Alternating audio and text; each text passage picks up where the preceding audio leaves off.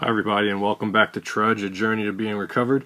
I'm your host. My name is Dexter. I am a recovered drug addict and alcoholic, and this is the next submission for the Big Book of Alcoholics Anonymous. This week we are going to go through Chapter 1, which is Bill's story. Bill W., the co-founder of the Fellowship and the Program of Alcoholics Anonymous, tells his story in masterly detail in the opening pages of this book, and it follows the doctor's opinion, which we did last week, which we spoke about Dr. Silkworth and the medical estimation of the disease of alcoholism. This week, Bill tells his story, and we're going to go through this. It'll probably take us about 2 weeks to do so. The first part of it, there's really not a whole lot of highlighting and underlining going on. It's more of a relating, understanding type deal. But as we start to get into, the solution and the 12-step meeting that he had with Ebby Thatcher, there's going to be quite a bit more that, we're going to be highlighting, and it entails quite a bit more about his story and what he had to do to get to that point of where he was recovered. So before we get started, we'll open, like we open all our, our book studies with the third step prayer. For those of you that don't know it that would care to join in, this is on page 63. For those of you who have been doing this work with me, it's going to be highlighted pink. And let's take a minute, invite God in, and get started with the work, shall we?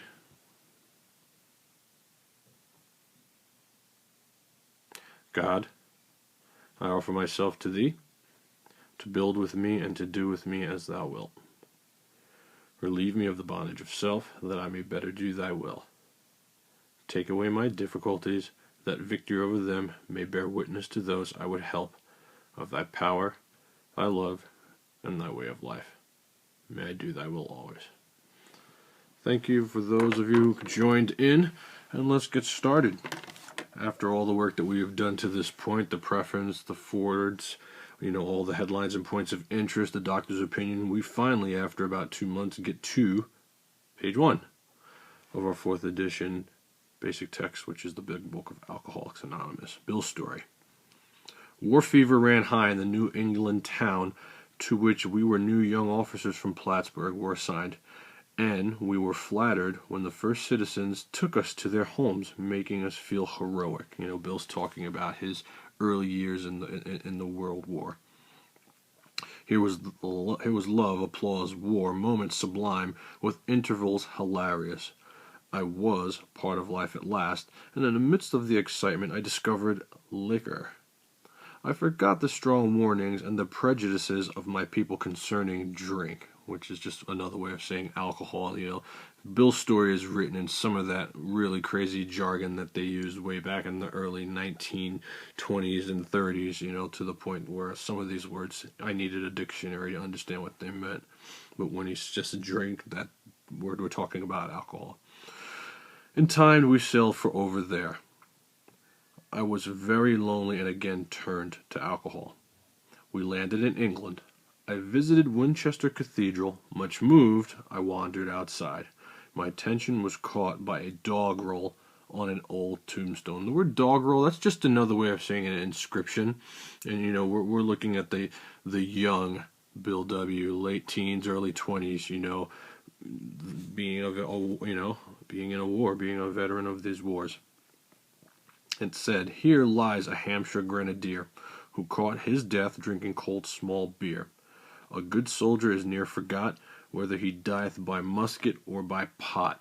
And a lot of times, a lot of people think pot, marijuana, but what they're meant there, pot is what they used to put alcohol in. They used to conceal them in these very large pots. So they're talking about, a person who died by the musket, which is, the weapon, or by pot, which was the alcohol. Ominous warning, which I failed to heed. 22, and a veteran of foreign wars, I went home at last. I fancied myself a leader, for had not the men of my battery given me a special token of appreciation. My talent for leadership, I imagined, would place me at the head of vast enterprises which I would manage with utmost assurance. I took a night law course and obtained employment as an investigator for a surety company. The drive for success was on. I'd prove to the world I was important. My work took me about Wall Street, and little by little I became interested in the market. Many people lost money, but some became very rich. Why not I? I studied economics and business as well as law.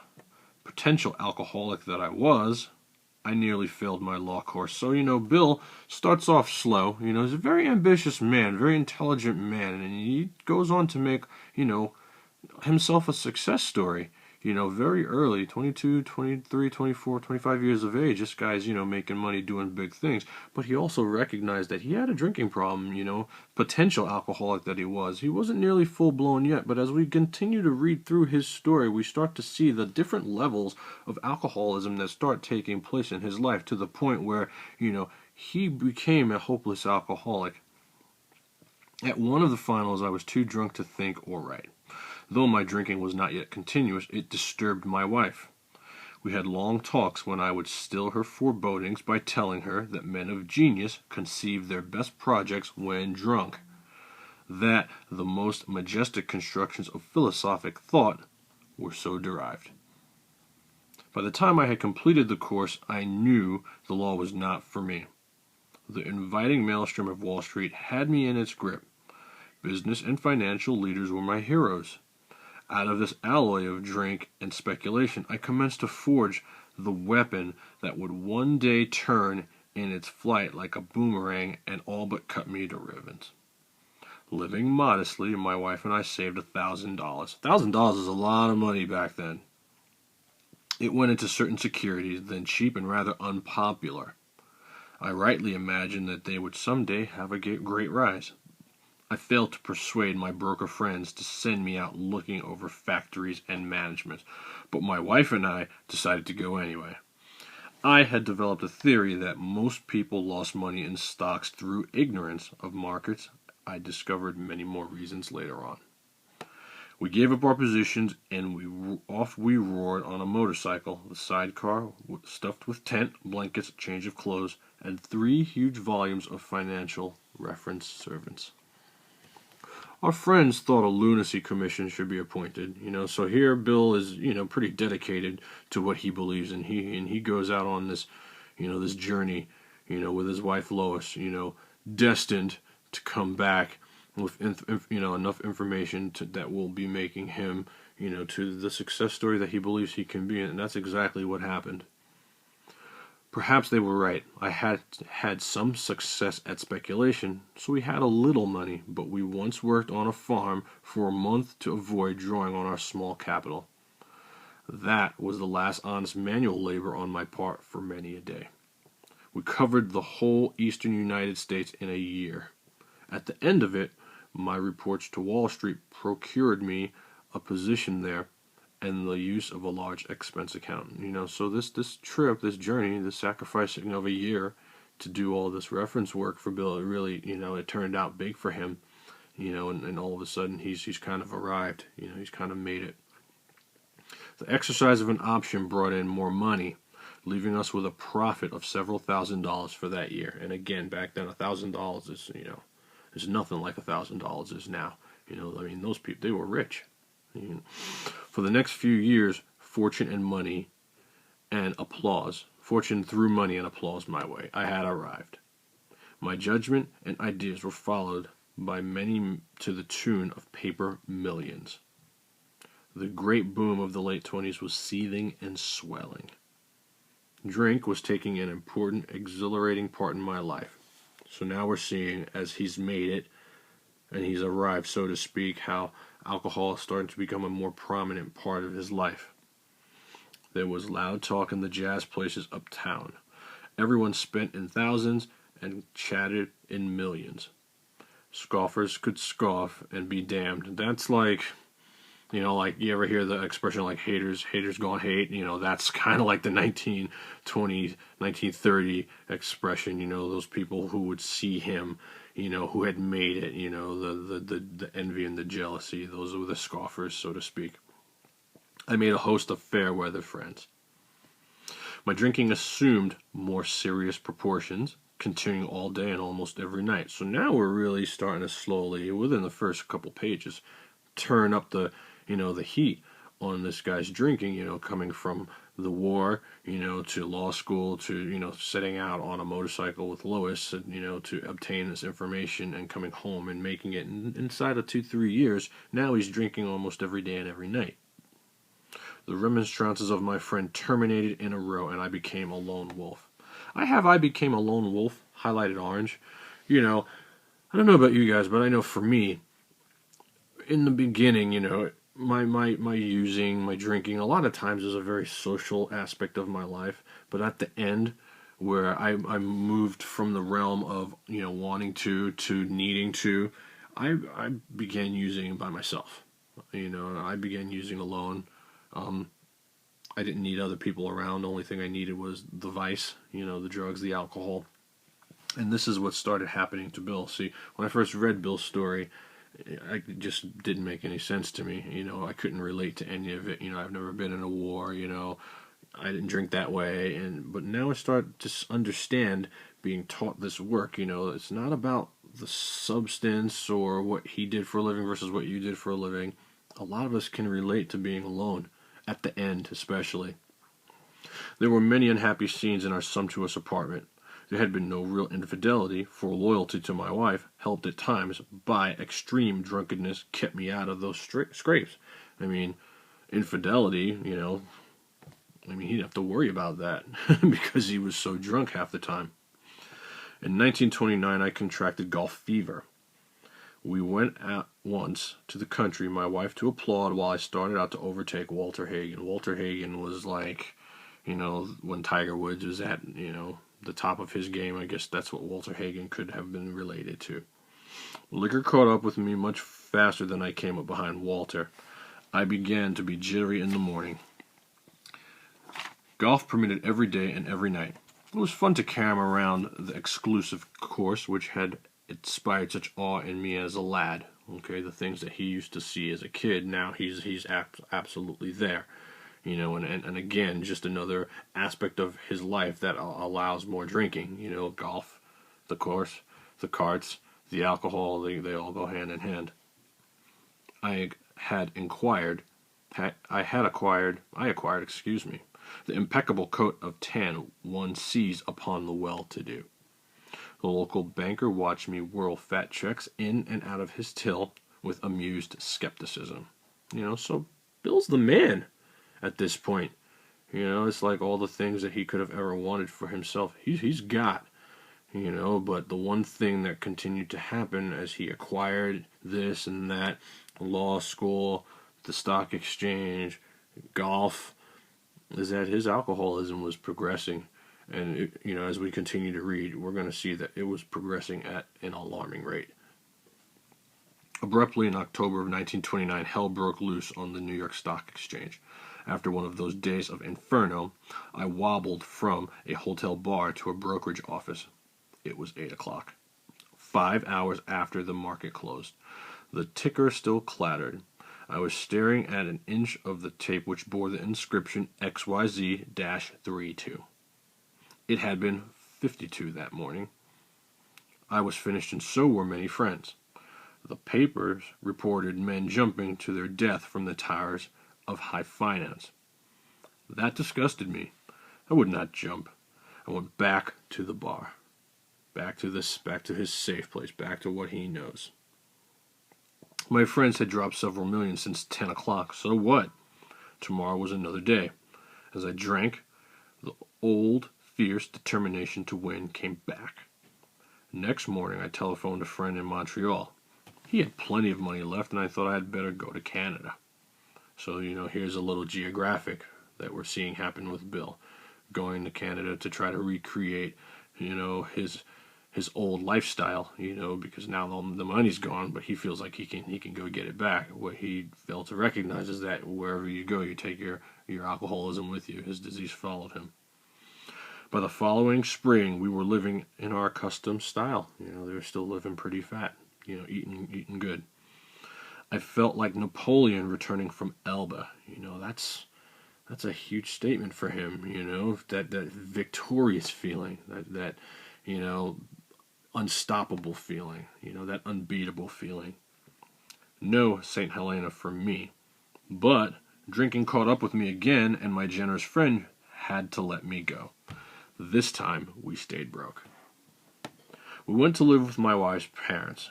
I found a job, then lost it as the result of a brawl with a taxi driver. So now we're seeing some of the dereliction that comes because of alcoholism, because of the progression of his illness.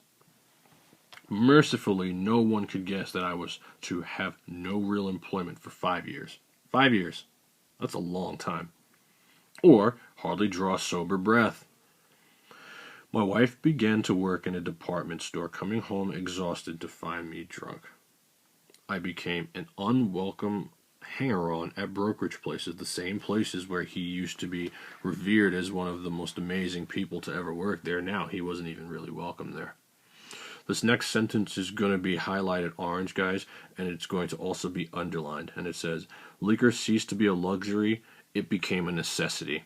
So you can substitute in and out whatever word or whatever behavior it is for the word liquor. Bill's story entailed using alcohol. There was some sedative use, there was some drug use, as we went over in, points of interest. But for the most part, his deal dealt with alcoholism. It could say drugs ceased to be a luxury, it became a necessity. Sex ceased to be a luxury, it became a necessity. Believe me when I tell you, it is all applicable. Now, we're starting to see how, this once great war veteran stock, broker, this man of law, this one, potential, great golfer, all these things that Bill was and wanted to be and wanted to achieve, is starting to really just spiral out of control. He's not able to hold on to any kind of employment for 5 years, which is, an amazing amount of time when you think about working in any aspect. Lois is the one holding down the family while he, feeds his alcoholism day in and day out. And we've moved into the realm from social drinking now to needing it, to having to have it to just function. The disease of alcoholism in its full progression throughout Bill's story. It says bathtub gin, and I believe they call it bathtub gin because that's where it was made, in tubs a lot of times. In these huge bottles. That stuff is gross. I kind of think about moonshine and, grain alcohol and things like that. That's what I'm assuming. I'm not 100% sure. Don't hold me to that, but I'm almost positive that's what they're talking about. 2 bottles a day and often 3. That's a lot of alcohol. Got to be routine. So 2 bottles of any alcohol a day, even 3, is, that's excessive. And if that becomes routine, we're looking at a potential problem. Sometimes a small deal would net a few $100s, and I would pay my bills at the bars and delicatessens. So he's not paying his bills at home. You could see where his, priorities lay, This went on endlessly, and I began to waken very early in the morning, shaking violently. So now the physical aspects of the alcohol are taking form in his life. Once you start having the shakes, you're in full-blown alcoholism. The phenomenon of craving is in full swing. It's full steam ahead. What we learned about in the doctor's opinion last week. That is absolutely taking hold with him. A tumbler full of gin, followed by a half a dozen bottles of beer, would be required. The word required is circled. If I were to eat any breakfast. So just to have some eggs. That's what he would have to do. That is not social drinking. That's not a weekend warrior. That's alcoholism. Just to stop the shakes, a tumbler of gin, big thing of gin, and a 6-pack, a half rack, whatever. That's crazy. But again, our stories are similar, but they're different. I used to think that I had to do that to be able to relate to this work. The truth of the matter is, for me, a lot of times it was, it was white powders, substances like that. It was marijuana, pills, it all applied. Just because the substance wasn't the same doesn't mean the feelings of desperation and degradation, were not the same. Nevertheless, I still thought I could control the situation. I had the words control the situation circled. I too went to a point where I felt like I had it all under control. I'm not doing this, so I'm okay. I'm not out in the streets, so I'm okay. I could control the situation. And there were periods of sobriety which renewed my wife's hope. I had some periods of, sobriety as well. I remember, left to my own devices when I really wanted to stop. I tried to on my own a couple times, and there were some times where I put a couple weeks together, but I would always go back to drink. I remember one time I put together 4 months, and I ended up having a really bad night at work or something, and I came home, and I remember looking at my wife, and I just told her I'm going to go out in the patio, I'm going to get high, and that was the end of, there was no other conversation, and that's what I did. I went back to what I knew, and that was kind of the first step in me seeing in my life that left to my own devices, my will marshaled, by the human person that I am or any other human that I've been working with, whether it been a therapist or anyone, could not keep me clean and sober. And the same thing that happened to Bill, it happened to me. Gradually, things got worse. The house was taken over by the mortgage holder. My mother-in-law died, and my wife and father-in-law became ill. Then I got a promising business opportunity. Stocks were at the low point of 1932, and I had somehow formed a group to buy. I was to share generously in the profits. Then I went on a prodigious bender, and the chance vanished. We're going to go ahead and circle the word prodigious. That's like saying, I went on a hell of a run. It was not a small couple-day run. It was something that lasted quite a while, and I'm sure at the end of it, coming out, appearing remorseful, physically destroyed, this is where we're at with Bill. I woke up. This had to be stopped. I saw I could not take so much as one drink. I was through forever.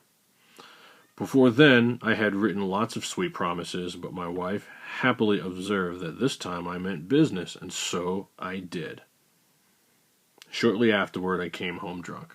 Now, I remember feeling the same way as Bill, feeling like I'm done, I'm not going to do this anymore, this isn't working for me, I have to stop, and I'm going to stop. I'm just not going to use, I'm not going to drink, no matter what happens, I'm not going to do it.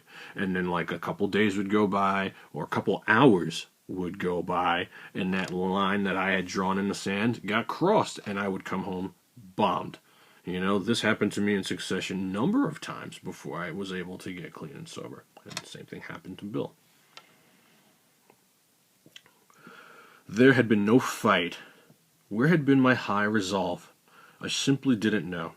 It hadn't even come to mind. So he's telling you that like all that willpower that he was mustering up, that did nothing to help him. That did nothing to save him. Someone had pushed a drink my way, and I had taken it. Was I crazy? I began to wonder, for such an appalling lack of perspective seemed near being just that. Renewing my resolve, I tried again. Some time passed, and confidence began to be replaced by cocksuredness. I could laugh at the gin mills.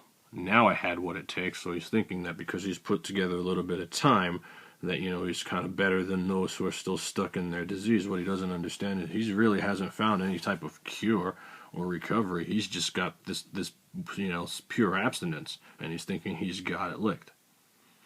One day I walked into a cafe to telephone. In no time I was beating on the bar, asking myself how it happened. So there again, another relapse of sorts, thinking that his self-knowledge and his confidence, and his bravado is going to keep him, from putting alcohol in his system. And the truth is, it just couldn't. As the whiskey rose to my head, I told myself I would manage better next time, but I might as well get good and drunk then. And I did. The remorse, horror, and hopelessness of the next morning are unforgettable. The courage to do battle was not there. My brain raced uncontrollably, and there was a terrible sense of impending calamity.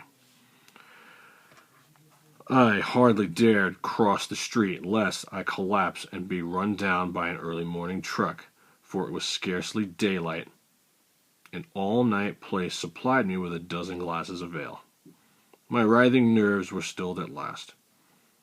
A morning paper told me that the market had gone to hell again. Well, so had I. The market would recover, but I wouldn't. That was a hard thought. Should I kill myself? No, not now. Then a mental fog settled down. Gin would fix that. So 2 bottles and oblivion. So, again, we're just reading as, slowly as one thinks he can pull away from the alcoholism and put it down forever and lick it, so to speak, as Bill thought he could, is as quickly as that was not the truth for him. And 2 bottles, 3 bottles a day, using it to forget all his problems, just being unable to stop. These were the things that Bill did. The mind and the body are marvelous mechanisms, for mine endured this agony 2 more years. Sometimes I stole from my wife's slender purse, and when the morning terror and the madness were on me, again I swayed dizzily before an open window, or the medicine cabinet where there was poison. Or the medicine cabinet where there was poison. I have that highlighted orange. I mean, sure, his deal was alcoholism, but Bill would have put anything in his system at times, and did, use quite a bit of sedatives, morphine, all types of other things. So for those, of you out there that believe that, this can only work for you if you're a hopeless alcoholic, it can work for whatever it is that you're struggling with, if you're willing to go to any lengths to get it. So, or the medicine cabinet where there was poison, cursing myself for a weakling. There were flights from city to country and back, as my wife and I sought escape. Then came the night where the physical and mental torture was so hellish, I feared I would burst through my window, sash and all. Somehow I managed to drag my mattress to a lower floor, lest I suddenly leap. So now, Bill is like feeling crazy, thinking he might make some type of huge jump. He's putting mattresses down there in case he leaps. I mean, we're seeing the unmanageability of his alcoholism reach, like unbelievable proportions. This is POY orange, and it says, a doctor came with a heavy sedative. Sedative is just another word of saying drugs. Next day found me drinking both gin and sedative. This combination soon landed me on the rocks. This is Bill's cross addiction. People feared for my sanity. So did I. I could eat little or nothing when drinking, and I was 40 pounds underweight. 40 pounds underweight's a lot. That's a lot. I'm 200 pounds. If I was 40 pounds underweight, I would look like a skeleton.